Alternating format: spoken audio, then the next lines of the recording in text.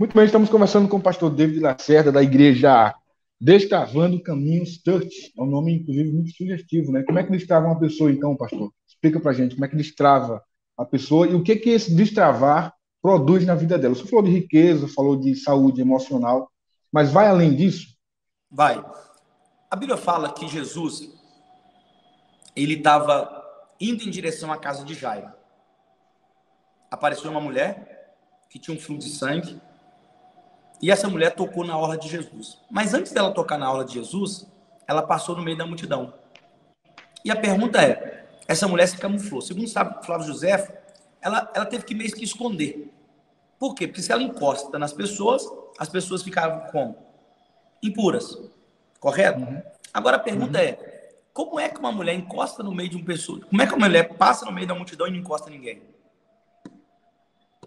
Com certeza ela encostou em alguém, você concorda comigo? Sim. Se ela encostou em alguém, ela tornou alguém puro. Só que como que ela encosta em alguém, torna alguém impuro e ninguém percebe? É porque quando o impuro encosta em outro impuro, não dá para perceber. Agora, quando uma pessoa ela está vivendo um nível como Jesus, um nível de comunhão, de santidade, Israel, eu digo assim, eu comparo uma pessoa cristã não pelo tanto que ela prega, nem muito pelo tanto que ela revela, mas pela quantidade de pessoas que ela transforma ao seu redor. Forte. Então, o que tem acontecido? As pessoas que têm se aproximado de mim, elas têm se declarado, pastor, a minha vida é outra, o meu pensamento é outro, minha atitude é outra. Por quê? Porque a questão é o seguinte, você vai para um culto, adora a Deus, fala em línguas, tal, e depois que acaba o culto? O culto é só uma parte do seu dia. E o seu dia com o teu patrão, Uhum. o seu dia com a tua esposa, o seu dia com teus filhos, o seu dia com a tua família, o seu dia, como que é? Então, a resposta que nós temos é que os nossos cultos têm provocado uma mudança espiritual, emocional, material, que seja financeiro.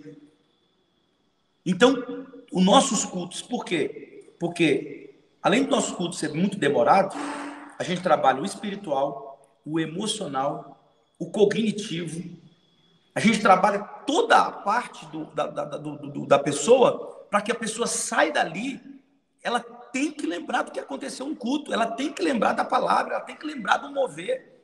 Porque não basta só chegar lá no culto e glória a Deus, aleluia. Não. O que a pessoa faz com o que ela ouviu lá dentro do culto? Então, o destravar é isso. O que é o destravar? É a pessoa ter acesso a uma prosperidade, a pessoa ter acesso a um casamento abençoado, a pessoa ter acesso a uma vida emocional controlada, é a pessoa ter vários acessos na sua vida, a ponto dela chegar e dizer assim, ó, eu vivo uma vida abundante. Eu vivo uma vida abundante. E o que é viver uma vida abundante? É transbordar na vida de outros. Pastor, a minha família está vendo diferença em mim, meu marido está vendo diferença em mim, meus filhos estão vendo, eu estou começando a transbordar. Por exemplo, a pessoa era muito ignorante, muito estúpida, não sabia conversar, ela passa a controlar. A pessoa era o pródigo, o gastador, ela parar de gastar. A pessoa não tinha uma comunhão com Deus, uma vida com Deus de oração, de propósito, de jejum, ela começa a voltar a orar. Ela começa a voltar a consagrar. Ela começa a voltar a jejuar. Ela vive todos os pilares da vida dela destravado. Ela vive todos os pilares caminhando. Porque o pilar da nossa vida, se a gente não colocar ele todo na mesma numeração, vira como se fosse uma roda. Uma roda de um Uhum. carro que tem que girar. E todo pilar tem que girar. O meu pilar financeiro tem que girar, meu pilar emocional. Imagina que você tem um casamento abençoado, amigo. Um casamento assim, top, o melhor casamento do mundo. Mas sua vida financeira não tá bacana.